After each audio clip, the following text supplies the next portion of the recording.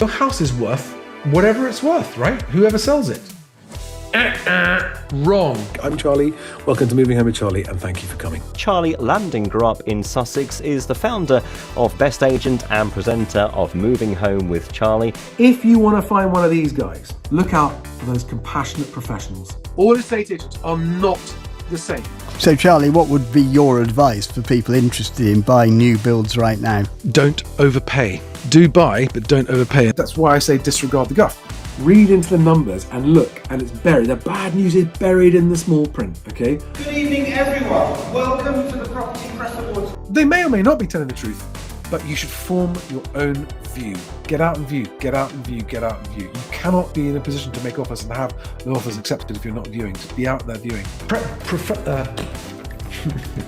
Pay attention to the back of the class. If you've not been watching my videos, I did one just a couple of days ago. Disregard the guff, guys. Do you know the worst thing about how late I am starting this totally unscheduled live stream is that I actually finished my tea before I even started the live stream, so there's no slurp.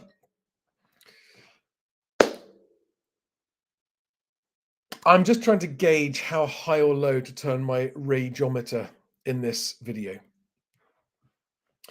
And I'm going to try, I don't expect it's going to go very well. I'm going to try and I'm going to try and channel my David Attenborough, my inner David Attenborough, and just present the facts and not get emotional and not get carried away.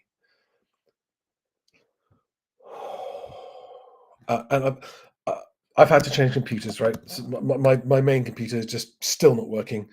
It just decided not to work on me at the last minute. I got a message today from a new follower on X who said, Charlie, my partner and I are looking to buy as first-time buyers. Is now or sometime in the next 2 years a good time to buy, or is it a bad time? And this is pretty much the first question new first-time buyers ask before they understand anything about how the market works. And it's a perfectly understandable question to ask. And I'm going to answer it in detail. And in a nutshell, from a financial point of view, no, it's a terrible time to buy your first home. And I will explain that and show you why, using government data to back it up. Does that mean you shouldn't buy? No. If you want and need a home and you've found one that you want to live in, that you can afford, and you've had your offer accepted, and you need somewhere to live, you should still buy, because it's more important to have a home to live in from where you can live your life than not have a home if you want to own one. So that's the general answer, which is it a good time to buy now financially? No. It's a terrible time. In fact, I can't remember much of a worse time, certainly in the last 15 years, for a first-time buyer to be buying a house. And I can already hear people going, but Charlie, I mean, the ONS says that house prices are up 3.4% today. I'm laughing so that I don't cry or burst into a rage of screaming hysteria. No, house prices have not gone up 3.4% in the last 12 months, as the ONS says. And I'm going to use the ONS's own data to show that that hasn't happened. And let me start in really simple terms so that there can be no confusion about this. I'm going to share some screens. I'm really struggling to keep a lid on the crazy today. I'm really struggling to keep a lid on it today. It makes me so angry when I think about the tens of thousands of first-time buyers every single month committing to this long-term commitment and obligation because they think it's a good financial decision. It has been in the past a great financial decision at some time going back at least 5 years. In the last 5 years, it hasn't been. In the last 2 years, it's been a terrible decision financially. But right now, it's terrible. And I know this because I've got people booking one-to-one video calls with me who bought 2 years ago because everyone told them that you can't go wrong. And now they're stuffed. Right. Let's get this nice and big on the screen. I don't want there to be any misunderstandings about this. So this is today's bulletin, right? Issued today, the 18th of December, right?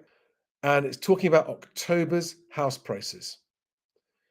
Average UK house prices increased by 3.4%. I mean, the number of problems I have just with that statement being inaccurate, I'm putting to one side. Let's just take it at face value, right? Oh, okay.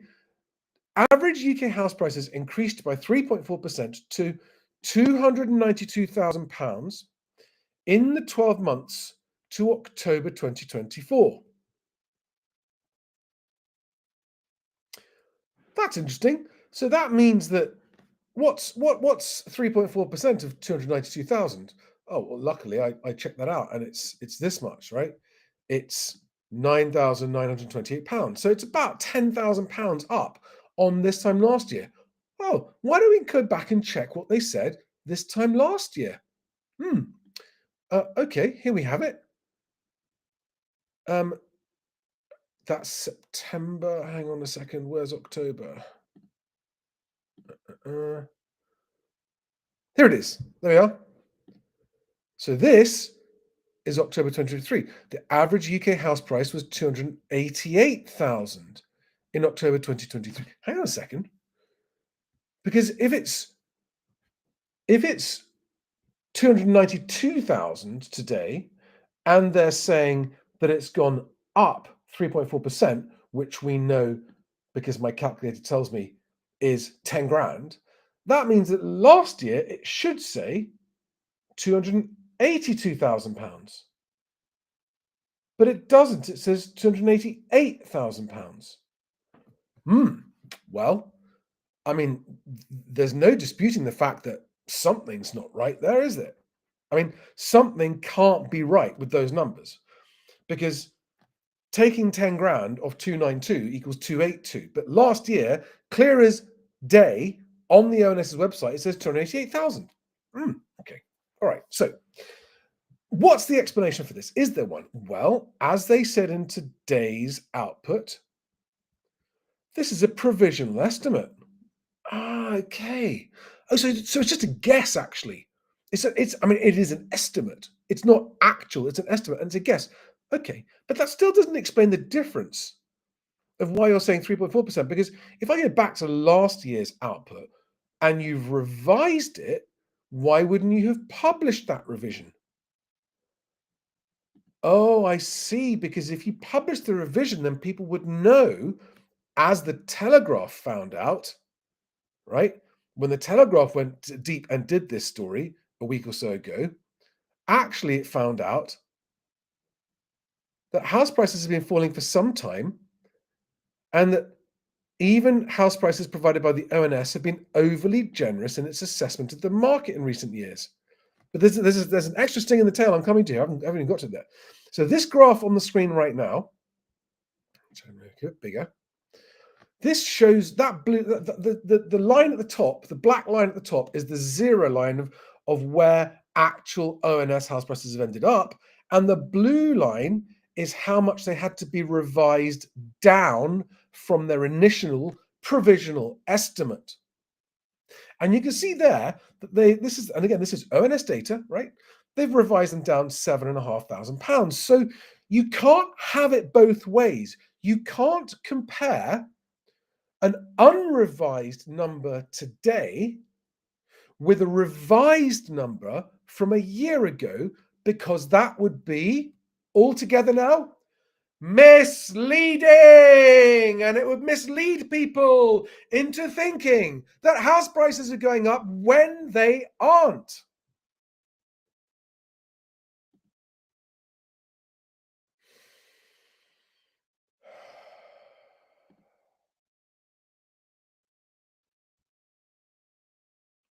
Now, okay, no, let's just put this down to good intentions, bit of incompetence, didn't really mean to mislead anybody.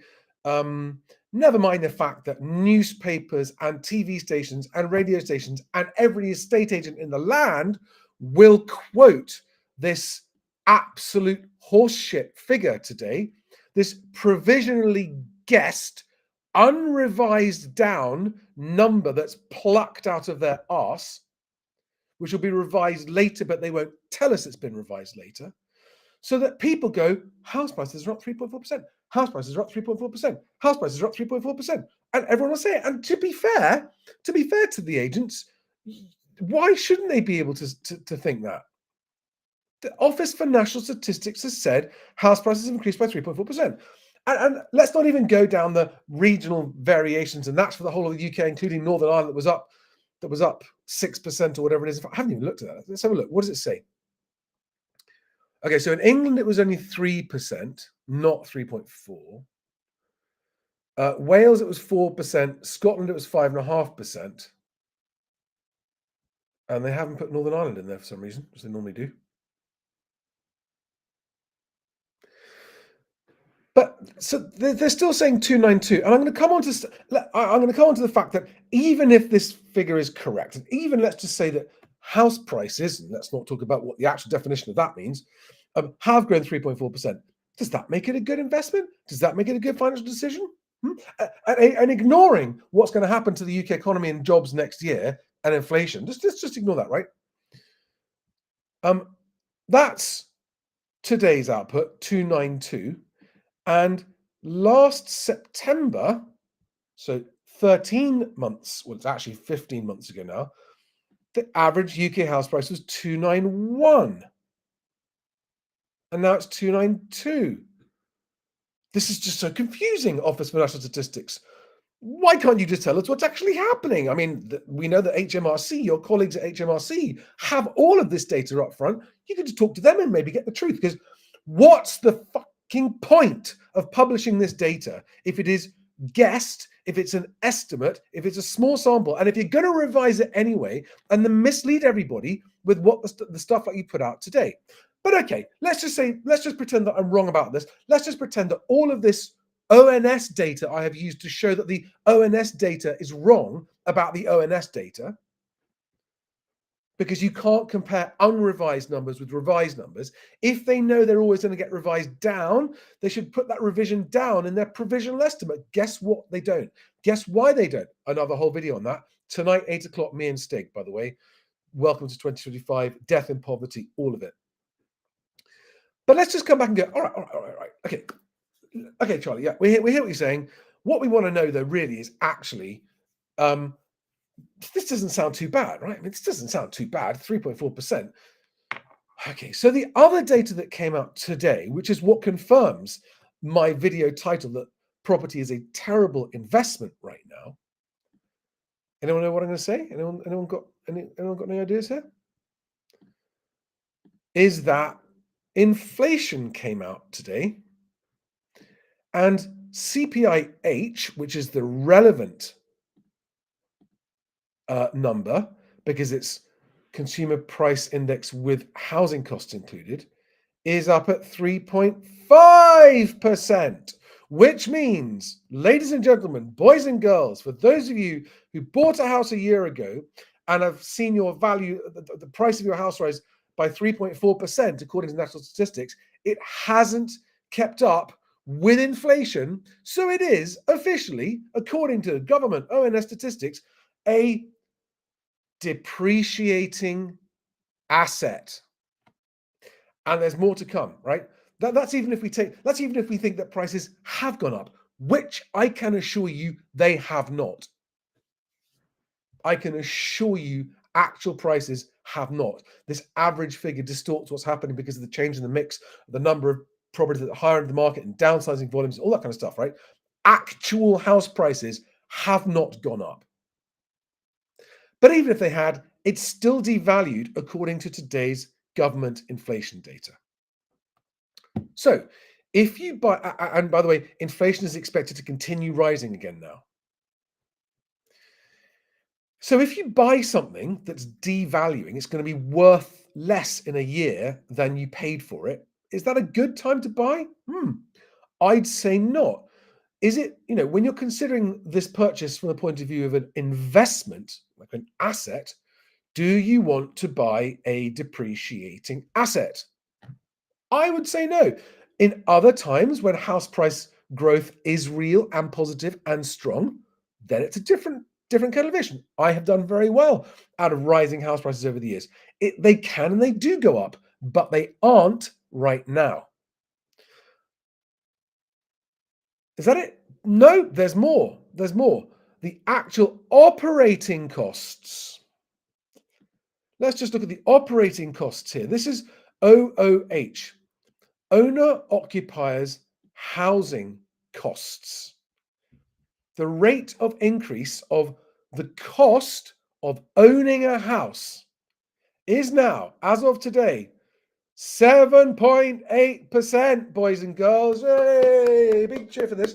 This doesn't get reported, does it? This doesn't get reported. So not only would you be buying I don't call it an asset. To me, this is why it's a liability currently, right? Not only would you be buying a liability, but the costs of owning that liability, by the way, you don't have costs of ownership of other assets. You don't have costs of ownership of gold or cost of ownership of stocks or shares or that kind of stuff, right? Only property has an actual real maintenance cost outlay, the cost of ownership is at almost 8%. Look how strongly that's rising. That's not going anywhere, that curve. That is not going anywhere.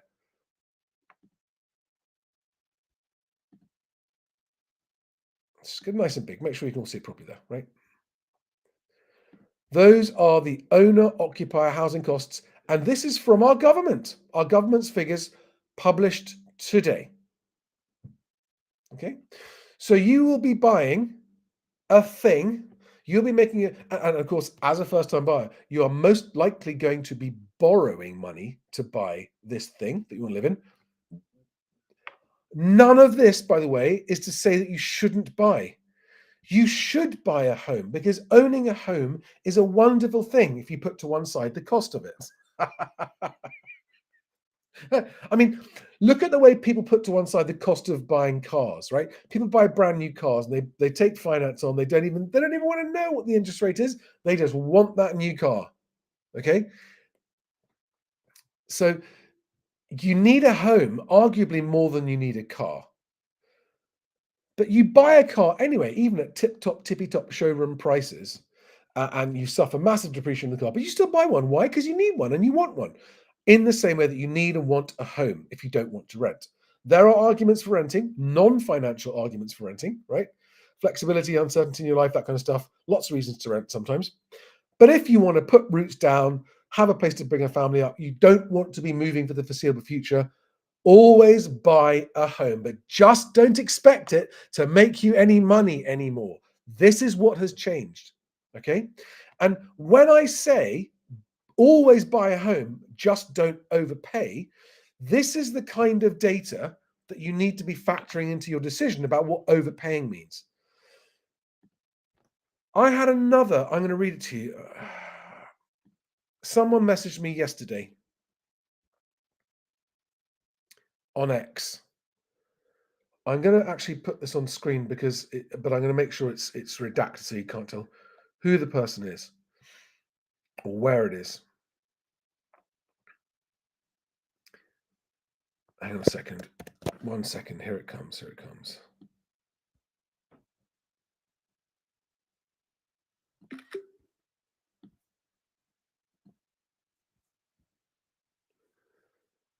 So this is a message I got yesterday on X from someone. They bought a place, a leasehold flat 2 years ago, and at the time the service charge was advertised around £2,750 a year, £2,750 a year. Shortly after moving in, it was around £3,150. We received notice 2 weeks ago that our service charge for 2025 will be £7,365, which is over double and utterly ridiculous. obviously their owner-occupier housing costs are rising significantly more than 8%, aren't they? So when you're buying leasehold, you've also got risks like this that you don't have as a renter. And you've just got to factor all of this stuff into your decision financially, okay? I am not saying don't buy. I am saying that work out your price. And by the way, it doesn't matter how many of you watch this, because most people don't watch these videos. Most buyers out there do not watch my videos. And they go, oh, Halifax says record house prices. ONS says 3.4% houses rising. Agents and everyone else is telling me you can't go wrong with house prices. I'm going to go into a bidding war. I'm going to go in and I'm going to overpay and buy my house and be happy. This is what happened 2 years ago. This is why I've got people messaging me now almost every day saying, Charlie, we're in a bit of a stick. We're in a bit of a spot. Our 2-year fix is coming up. We bought a Help to Buy or a new build or a leasehold. We're trying to sell it and we can't sell it. And even some of them are going, I accept I'm already going to be losing money. I'm now trying to work out how to minimize my losses. Every time I hear someone coming to me with that story about how do we cut our losses and get out of this property that we can't sell, I just think to myself, oh, but Halifax says house prices are at a record high. And think to myself, come on, we're not being told the truth, right? So let's just have a quick recap. And ignoring leasehold, the extra complications of leasehold and the extra risks of buying leasehold, right? You're going to be buying a property whose price is not going to keep up with inflation currently. So straight away, you need there to be nominal house price rises of the same as or more than CPIH, just to tread water on the value of the house you're buying. And if it doesn't, by the way, the ONS is saying prices have gone up 3.4%. Have they? Fuck. I'm sorry, they haven't, right? So actually, when you actually factor in, and I did it earlier, at the ONS's official house prices from a year ago, as revised, compare it to now, after inflation, it's 4% down in value. So you're buying something that's not keeping up with inflation. You're buying something that has accelerating costs of ownership, because maintenance costs are rising, materials costs are rising, rents are rising, interest rates are going up. Oh yeah, haven't even talked about interest rates, right? Because guess what's not happening after today's inflation data? Anybody? Yes, they're not going to be cutting. I mean, maybe they will. Maybe they will. Maybe I could be wrong, right? I don't think they're going to cut the Bank of England base rate tomorrow now because of this inflation data. However, they might. And if they do, it's a sign of just how worried they are about the economy collapsing.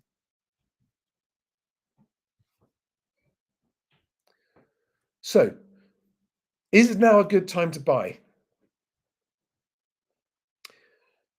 If you have found a home, if you're out viewing, and you must be out viewing, if you're considering this decision, you need to be out viewing so that you know what is on offer, at what prices, and therefore what kind of commitment you're going to have to make to buy them, right?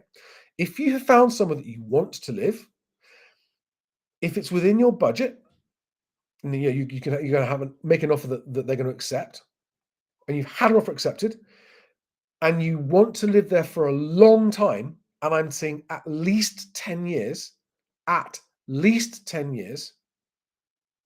then you should still buy. But you should set your offer price taking all of this information into account. What you offer is up to you and your personal financial situation, your job security, your basis of what you think the future economy is going to be and how that's going to affect you, your company, your employer, your employment, your income. This is all before we even discuss the effect of the mass job losses coming in 2025 and what that's going to do to the economy. All right.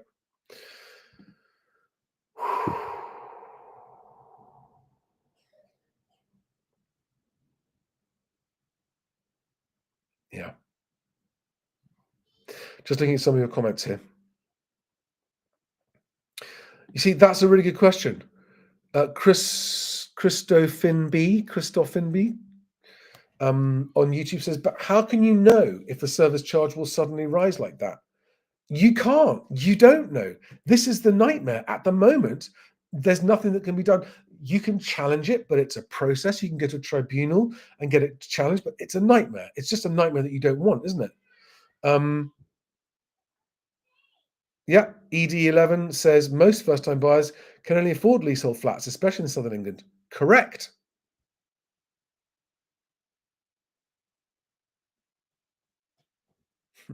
Shady Shack says, I would not touch leasehold with someone else's barge pole.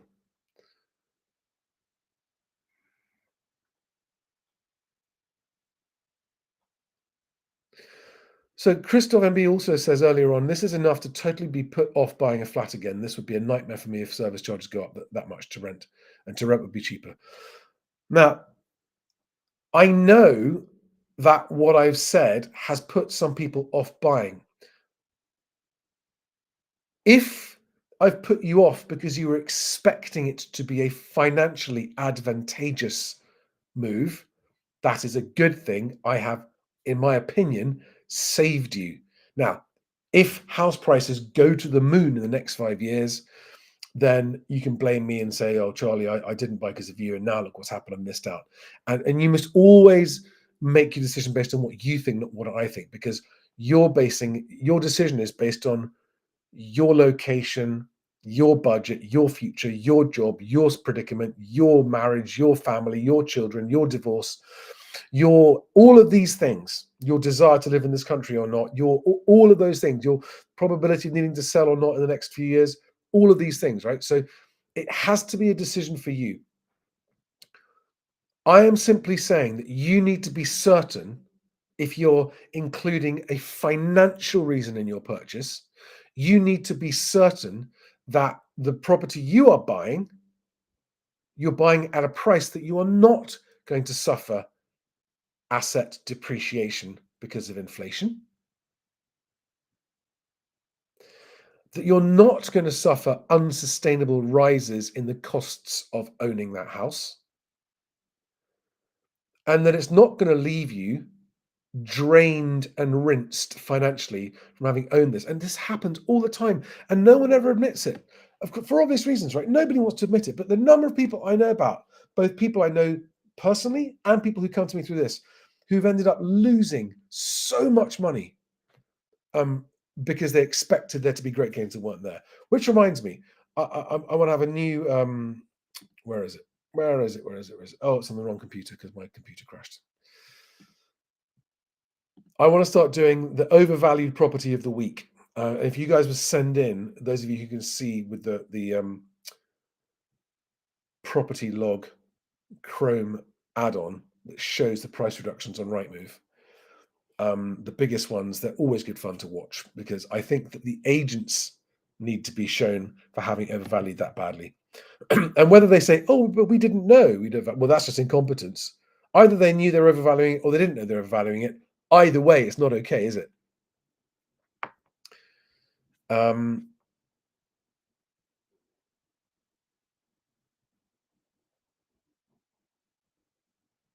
Yeah, Andrew Dennis says, what would that increase in service charge have as an effect on the value of the property? Yeah, it's going to, isn't it? If you're looking to buy a flat, a 2-bedroom flat, and the service charge is £3,000 a year, okay, it's 250 quid a month. And then you look at the same flat and it's £7,000 a year. Are you going to pay the same amount for that flat? No, you're not. So just the effect of that increase in service charge is going to have a horrible down valuing effect on that person's flat, very sadly.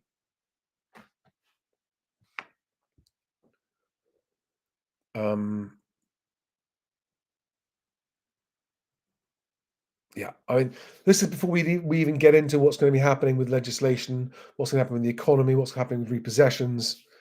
I had so many things I wanted to do a video on today, but I'm going to have to call it there. That's that. I just wanted to get that out there, get that off my chest. And please, if you know people who are out there looking to buy a home, send them this video. I'm not asking you to like, comment, subscribe, and share. I'm asking you to make sure people who need to know this hear about it. All right? Because I'm sorry, anyone who looks at all of that ONS data, the stuff from last September, last October, today, and the fact that the Telegraph have got that article showing the downvaluing that happens and the ONS is consistently overstating house prices, you want to look at all of that and ignore it? Good luck to you. But if you are wanting to buy a home with your eyes open, I'm hoping that this will make you, first of all, ignore anyone who says, but ONS said house prices are going up 3.4%. You know, at best, they've gone up 1.4%. The ONS's figure's gone up 1.4%.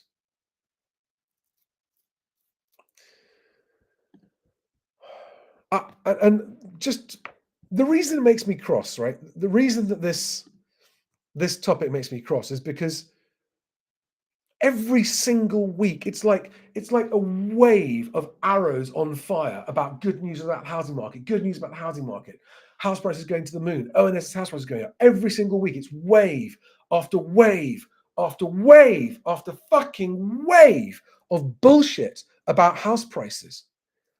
And there is nobody out there publicly trying to push back against it with actual data to support what I'm trying to say. To go, not saying don't buy, just saying be really cautious and don't overpay. And I just, you know, I am beginning. This is why nearly 3 years ago, 2.5 years ago, I started saying, guys, be really careful. It's the top of the market. If you buy now, especially if you buy new and Help to Buy, you're really putting yourself at risk. This is why I started saying it, right? And I think that those risks, which have already played out in the last couple of years for those with leaseholds or Help to Buy, or who bought large houses at the top of the market, especially, all of those things are going to continue, only more so and worse in the coming 2 years, 25 and 26. The slide continues, and I think it's going to gather pace. Anyway, everybody,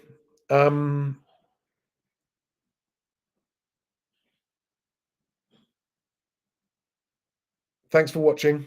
It's a guff wave, says Cookie Monster. Yeah.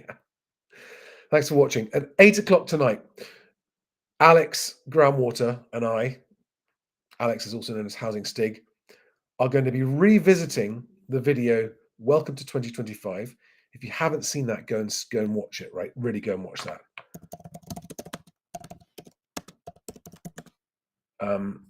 I'll put a link to it for those of you who haven't seen it in the live chat right now. Watch that. No, that's not it. Is that it? Does that link work?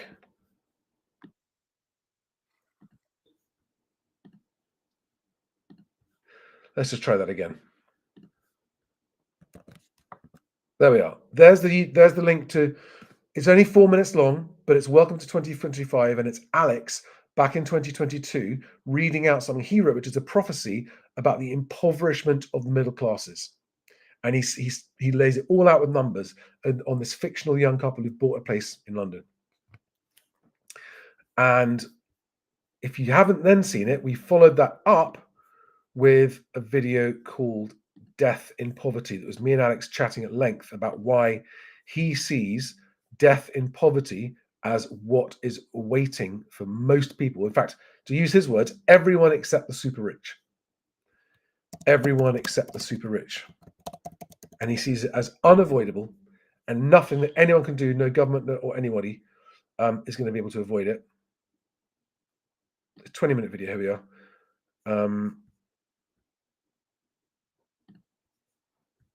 Here's the death and poverty link as well. There you are.